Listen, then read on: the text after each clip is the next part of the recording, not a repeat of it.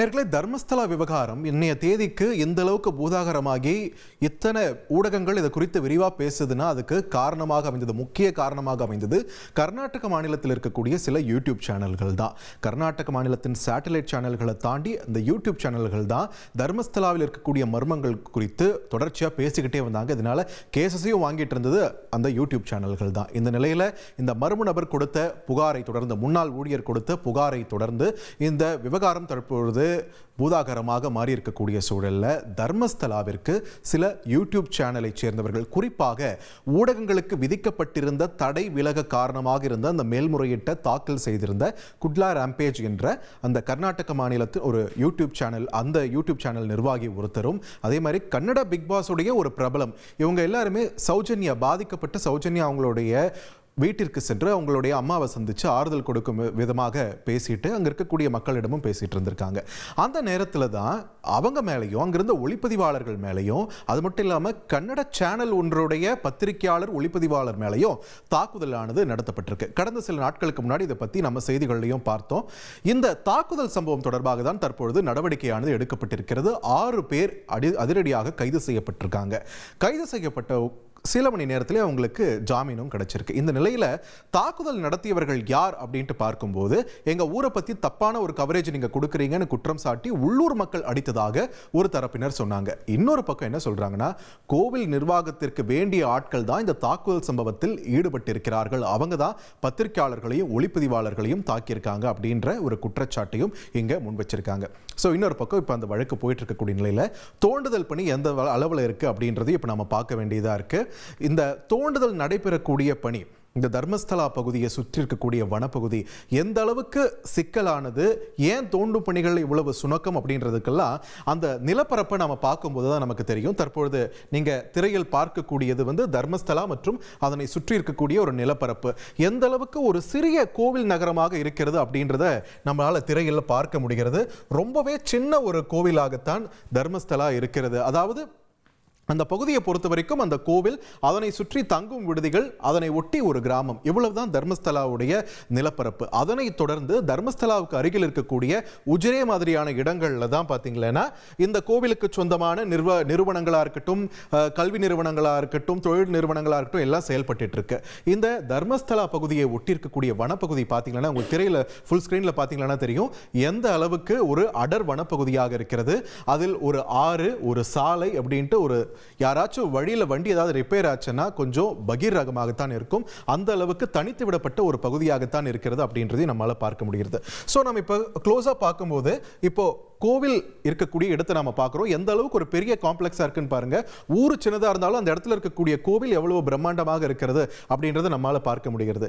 ஏற்கனவே நமக்கு கடைசியாக கிடைச்ச நிலவரப்படி கடந்த வெள்ளிக்கிழமை வரைக்கும் 16 என்ற 2 புதிய இடங்களிலுமே கூட தோண்டுதல் பணியானது நடைபெற்றிருக்கிறது. ஸோ இது வரைக்கும் பார்த்தோம்னா மொத்த எண்ணிக்கை எடுக்கும்போது 18 இடங்களில் தோண்டுதல் பணியானது நடந்திருக்கிறது. அதில் வெறும் 3 இடங்களில் மட்டும்தான் பொருட்கள் கிடைச்சிருக்கு. முதல் இடத்துல ஒரு ஏடிஎம் கார்டு, பேன் கார்டு கிடைச்சது. 6வது இடத்திலும், அதன் பிறகு 13வது இடத்திலும் தான் எலும்புகள் கிடைத்தன. ஒரு மண்டை ஓடும் கிடைச்சிருக்கு, ஒரு புடவை ஒன்றும் கிடைச்சிருக்கு. இந்த மாதிரியான விஷயம் நிலவரம் போயிட்டு இருக்கக்கூடிய நிலையில் அது ஃபாரன்சிக் அனாலிசிஸ்க்காக அந்த சாட்சிகளை அனுப்பியிருக்காங்க. தற்பொழுது எங்கே ஆய்வு பணிகள், இந்த தோண்டும் பணிகளானது தொடங்கப்பட இருக்கிறது பார்க்கும்போது பாருங்க, இங்க கோவிலிருந்து மிக அருகில் இருக்கக்கூடிய பாகுபலி பெட்டா என்ற ஒரு பகுதி.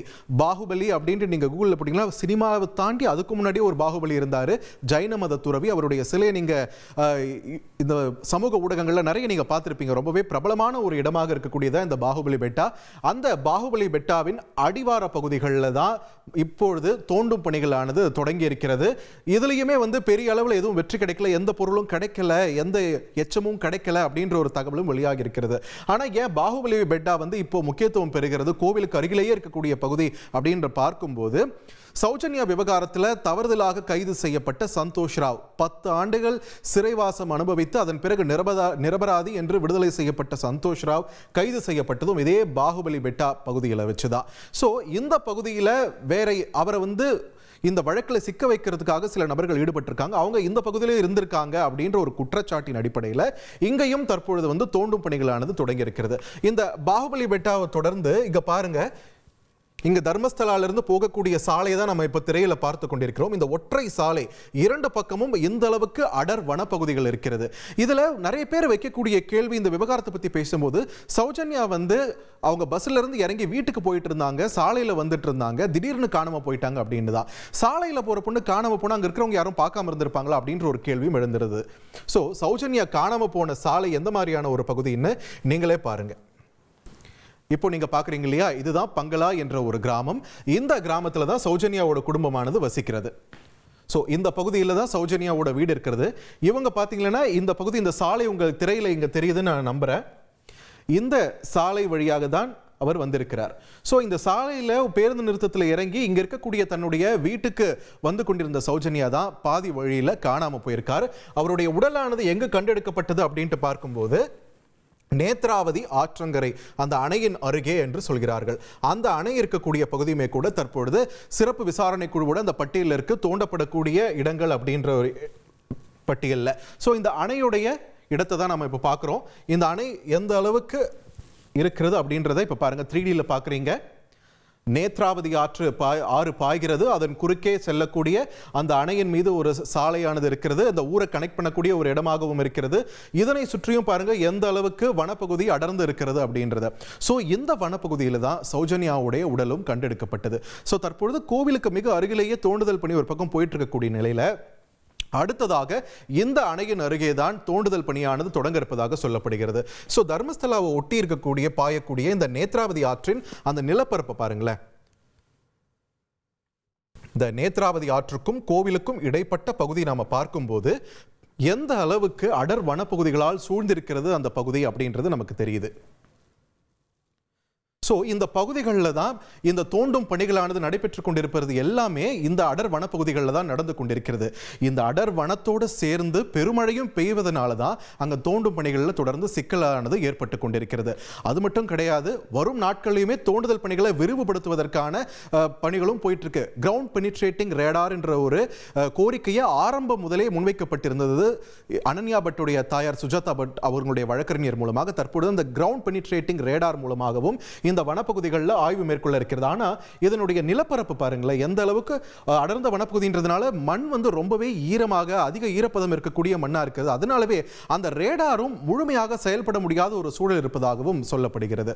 ஸோ இந்த நிலையில தோண்டும் பணிகள் தொடர்ந்து நடைபெறக்கூடிய நிலையில வேறு எங்கெங்கு கிடைக்க வாய்ப்பு இருக்கிறது அப்படின்ற ரீதியில் விசாரணை போயிட்டு இருக்கக்கூடிய நிலையில 2 புதிய சாட்சிகள் தற்பொழுது சிறப்பு விசாரணை குழு முன் ஆஜராகி இருக்கிறார்கள்.